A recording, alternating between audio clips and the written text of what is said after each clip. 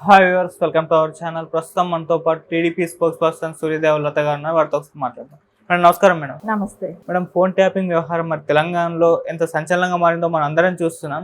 So KTR గారి పైన ఎన్నో ఆరోపణలు వస్తున్నాయి. హీరోయిన్ల ఫోన్లు ట్యాప్ చేసి బెదిరించారని చెప్పేసి, ప్రతిపక్షాల నేతల ఫోన్లు ట్యాప్ చేశారని. అది ఇప్పుడు వీటన్నిటికీ సమాధానం చెప్పారు ఆయన. మరి ఎటువంటి సంబంధం లేదు నాకు, ఇటువంటి ఆరోపణలు చేస్తే మాత్రం లీగల్గా ఫేస్ చేయాల్సి వస్తుందని అంటున్నారు. మేడం, మరి మీ ఒపీనియన్ ఏంటి ఆయన చేసిన ఈ వ్యాఖ్యల పైన? ఆదిత్య, మనం గతం నుంచి కూడా చూసుకుంటే అంటే బీఆర్ఎస్ గవర్నమెంట్ ఉన్నప్పుడు సో ఎవ్వరూ కూడా వాళ్ళ గురించి నోరెత్తి మాట్లాడే వాళ్ళు కాదు. అంటే ఒక భయం అనేది ఒక మీడియాకు కూడా అదే అనిపించుంటుంది. సామాన్య ప్రజలకే కానివ్వండి, ఒకటి రెండు వాళ్ళు ఇద్దరు ఎదిరించినంత మాత్రం వాళ్ళందరూ జైలుకి కూడా వెళ్ళారు. వాళ్ళని అరెస్ట్ చేశారు.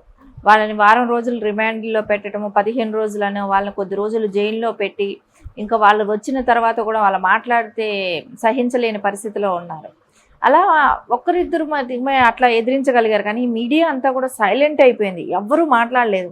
కానీ ఈరోజు ఇన్ని అవకాశాలు ఉన్నాయి, కనపడుతున్నాయి. అది ఏంటి, కవిత గారి విషయం తీసుకుంటే, సో ఢిల్లీలో లిక్కర్ విషయంలో ఆవిడ అరెస్ట్ అవటం కానివ్వండి, దాని గురించి కూడా మాట్లాడొద్దని చెప్పి దానికి కూడా అందరికీ వార్నింగ్స్ ఇవ్వటం జరిగింది. వాళ్ళకి నోటీసులు వెళ్ళటం జరిగినాయి కొన్ని మీడియా ఛానల్స్ కూడా. తర్వాత దాన్ని సైలెంట్ చేయాలని చూస్తారు. కానీ అది ఎక్కడ ఆగట్లే. నోటీసులు ఇచ్చిన ఇప్పుడు వాళ్ళు లేనిది ఏదైనా సృష్టిస్తే తప్పుగా ఖచ్చితంగా ఇవ్వాల్సిన అవసరం ఉంటుంది. సో జరిగింది ఆడ బయట. ఇప్పుడు సీఎం చెప్తున్నాడు, ఎవరు ఈ రాష్ట్రానికి సీఎం చెప్తున్నాడు, తెలంగాణ సీఎం రేవంత్ రెడ్డి గారు చెప్తున్నారు. సో చెప్పినప్పుడు మీరు రేవంత్ రెడ్డి గారికి ఇవ్వండి నోటీసు. దాని గురించి మాట్లాడే పబ్లిక్కి ఎందుకు ఇస్తారు? దాని గురించి చర్చించే మీడియా ఛానల్స్కి ఎందుకు ఇస్తారు? ఎందుకు ఇవ్వాల్సిన అవసరం ఏంటి? మీకు ధైర్యం ఉంటే మీరు మాట్లాడాలనుకుంటే రేవంత్ రెడ్డి గారు చెప్పారు కాబట్టి రేవంత్ రెడ్డి గారికి ఫస్ట్ మీరు నోటీస్ ఇచ్చి తర్వాత మిగతా వాళ్ళ మీద గురించి మాట్లాడాల్సి వస్తుంది. సో వాళ్ళకేంటి, వాళ్ళకి ఆధారాలు ఉన్నాయి కాబట్టి, ఎవిడెన్స్ ఉన్నాయి కాబట్టి వాళ్ళు మాట్లాడుతున్నారు. అది బేరీజ్ చేసుకొని మీడియా అయినా సరే దాని గురించి డిస్కషన్లు చేసేవాళ్ళైనా సరే వాళ్ళందరూ వచ్చి ఏదైతే వాస్తవాలు ఉన్నాయో దాని గురించి వాళ్ళు డిస్కస్ చేస్తున్నారు. సరే, ప్రవీణ్ రావు అని అరెస్ట్ చేయటం అనేది నిజం కాదా? సో ఆయన ఇలాంటి ఫోన్ ట్యాపింగ్లు చేశాడనేది నిజం కాదా? ఈరోజు అంటే ఒకళ్ళు ఎన్ని డిపార్ట్మెంట్లో ఉన్న అందరు పోలీసుల దగ్గర నుంచి వచ్చిన తర్వాత ఇప్పుడు ప్రభాకర్ రావుని అరెస్ట్ చేశారు.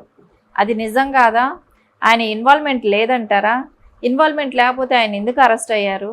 సో ఇవన్నీ ఉన్నాయి కాబట్టి, ఆధారాలు కనపడుతున్నాయి కాబట్టి ఎవరైనా మాట్లాడడానికి అవకాశం దొరుకుతుంది.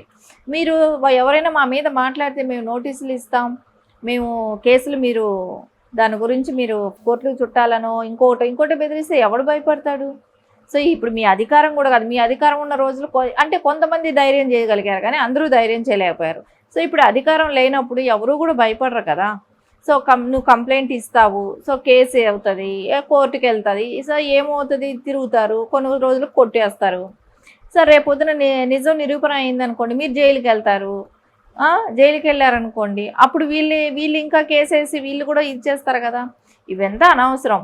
ఫస్ట్ మీ మీద లేదు అనుకున్నప్పుడు మీరు ఓపెన్గా దాని గురించి జరగలేదనే దానికి మీరు ఇన్వెస్టిగేషన్ చేయించుకుంటారా, మీరు అటెండ్ అవ్వండి. వాళ్ళు ఏమైనా మీ మీద ఆధారాలు చూపెడుతున్నారు కదా, ఆధారాలు దొరకకపోతే వేరే విషయం. ఆధారాలు ఉన్నాయని వాళ్ళు మాట్లాడుతున్నారు కదా. డైరెక్ట్ సీఎం గారు మాట్లాడేటప్పుడు మిగతా వాళ్ళు మాట్లాడటానికి మిగతా వాళ్ళు మీరు ఎవరు మాట్లాడకూడదు నా గురించి, నా కుటుంబం గురించి, మేము చాలా పెద్ద వాళ్ళం, మేము చాలా మోనార్కులం అని అంటే ఎవరు వింటారు? ఇది ప్రజాస్వామ్యం. సో పబ్లిక్ లైఫ్కి వచ్చినప్పుడు మీరు నడుచుకునే విధానమే అందరూ గమనిస్తుంటారు కదా. అలాంటప్పుడు వాళ్ళు ఖచ్చితంగా మాట్లాడతారు. మాట్లాడినప్పుడు దానికి మనం రెస్పాండ్ అంటే మన నిజాయితీ ఏంటని మనం నిరూపించుకోవటానికి ట్రై చేయాలి. అంతేగాని నా గురించి మాట్లాడితే మీ మీద కేసులు పెడతానంటే అది ఎంతవరకు కరెక్ట్? అది కరెక్ట్ కాదు కదా. సో మీరు ధైర్యం ఉంటే సీఎం గారి మీద పెట్టండి. ఫస్ట్ సీఎం గారు మాట్లాడుతున్నారు కదా, ఆయనకి అది ఆధారాలు ఉండబట్టే మాట్లాడారు కదా. అంటే మీరు కూడా అన్నారు, ఒకళ్ళిద్దరు ఫోన్లు విన్నాము, ఏం చేసుకుంటారో చేసుకోండి అన్నారు. ఒకళ్ళిద్దరు ఫోన్ వినడమైనా తప్పే కదా. మీరు ఎన్నరు ఒకళ్ళిద్దరువైనా తప్పే కదా. వాళ్ళ అనుమతి లేని వాళ్ళు ఏమైనా క్రైమ్ చేశారా? వాళ్ళు ఏమైనా క్రిమినల్సా? వాళ్ళు ఏమైనా తీవ్రవాదులా? వాళ్ళు ఏమైనా మావోయిస్టులా? వాళ్ళకి ఏమైనా హెల్ప్ చేసేవాళ్ళ? వాళ్ళు కాదు కదా. కానప్పుడు అలాంటప్పుడు వాళ్ళ మీద ఒకళ్ళిద్దరి మీద నిఘా పెట్టామని అన్నప్పుడు అది కూడా తప్పే కదా. సో ఇవన్నీ ఉన్నాయి కాబట్టే మాట్లాడుతున్నారు. మనం పబ్లిక్ లైఫ్కి వచ్చినప్పుడు ఇలాంటివి కామన్ మాట్లాడతారు. సో నిజం కాదనుకుంటే అదే తేట తెల్లమవుతుంది. ఈరోజు ఏ మీడియా అయితే మాట్లాడుతుందో, ఎవరైతే మాట్లాడుతున్నారో రేపొద్దున వాళ్ళే అది లేదు ఇది కాదని చెప్పే ఆస్కారం ఖచ్చితంగా ఉంది. అందుకని ఎందుకు మీడియాల మీద మాట్లాడటమే, దాని గురించి విమర్శించే వాళ్ళ మీద మాట్లాడటమైనా ఇవన్నీ వేస్ట్. మన మీద నిజ నిర్ధారణ జరిగే వరకు కొంచెం వెయిట్ చేయండి.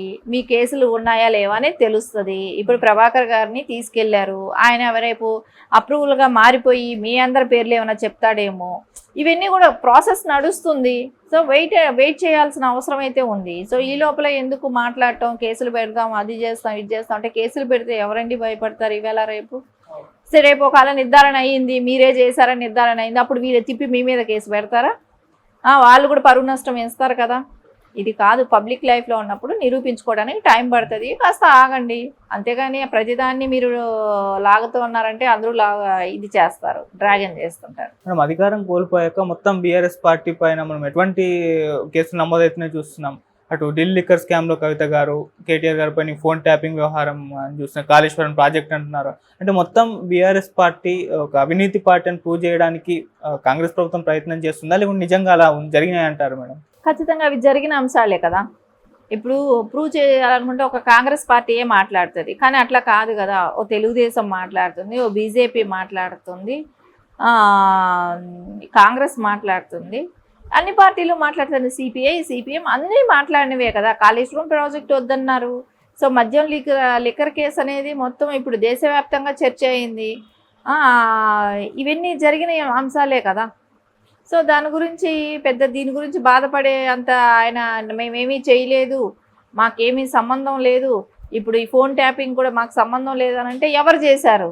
అంటే మీరు అసమర్థ గవర్నమెంట్ 10 సంవత్సరాలు నడిపారా? ఇంత ఫోన్ ట్యాపింగ్ నడుస్తుంటే ఎవరో చేయిస్తున్నారని చెప్పారంటే కూడా అనుకోండి, 10 సంవత్సరాలు మీరు ఏం చేస్తున్నారు? అంటే ప్రజలకు రక్షణ ఎక్కడా?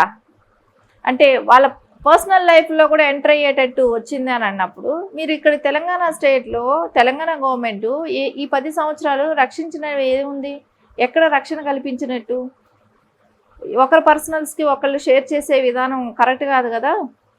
అంటే మీకు ఏ అధికారం ఉందని అదే అడుగుతున్నారు, అదే పబ్లిక్ మాట్లాడుతుంది, దాని గురించే డిస్కషన్స్ నడుస్తున్నాయి, అదే చర్చ అయింది ఈరోజు తెలంగాణ స్టేట్లో. ఈ ఫోన్ ట్యాపింగే చర్చ అయింది. దాని గురించే ఎమ్మెల్యేలు ఇప్పుడు గెలిచిన వాళ్ళందరూ కూడా, అంటే ఓడిపోయిన వాళ్ళు ఎమ్మెల్యేలు కూడా ఇదంతా ఫోన్ ట్యాపింగ్ మూలానే మేము ఓడిపోవటానికి ఒక రీజన్ వాళ్ళు కేసులు వేస్తున్నారు. ఇది ఎన్నిక చెల్లదు, వాళ్ళు గెలిచిన స్థానాల్లో ఎన్నిక చెల్లదు అని వాళ్ళు కేసులు వేస్తున్నారు. సో దానికి మీ సమాధానం ఏంటి? దీని వెనకాల చాలా ఉన్నాయి, అవన్నీ కన్క్లూజన్కి రావాలి. కొంచెం ఓపిక పట్టండి. వాళ్ళు ఎవరో అప్రూవల్గా మారిన వాళ్ళు సమాధానం చెప్తారు. సమాధానం చెప్పినప్పుడు మీది తప్పు ఉందా లేదా అనేది వాళ్ళు నిర్ధారిస్తారు. ఈ లోపల ప్రజలకి ఒక ఇంట్రెస్ట్ జరిగిందా లేదా అనేది. సో దాని మీడియా కూడా అంశాలు రోజు బయట తీసుకొస్తుంది, చెప్తుంది. దానికి మీరు మీడియా మీదకి నోటీసులు పంపించటం, మా గురించి మా ఫ్యామిలీ గురించి డిస్కషన్ చేసిన వాళ్ళందరికీ నేను కేసులు వేస్తానంటాం. ఇప్పుడు అదే కేసులు ఎమ్మెల్యే క్యాండిడేట్లు, ఓడిపోయిన క్యాండిడేట్లు అందరూ మీద కేసు వేస్తానంటున్నారు. సో మీరు అవన్నీ కూడా ఎదుర్కోవాల్సిన అవసరం ఉంది కదా. అవును, మనం ఏం చేస్తామో అవతలాలు కూడా అదే చేస్తానంటారు కదా.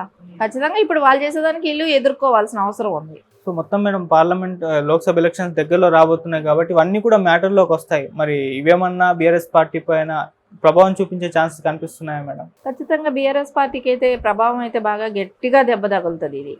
ఎందుకంటే ఫోన్ ట్యాపింగ్ అనేది ఎవరు కూడా హర్షించరు. అంటే ఎవరు పర్సనల్ లైఫ్కి ఇక్కడ ఒక భరోసా కల్పించలేదు. ఇక్కడ అన్నీ ఓపెన్ లాగా ఎవరి ఫోన్ ఎప్పుడు ఎవరు వింటున్నారో తెలియదు అన్నట్టు.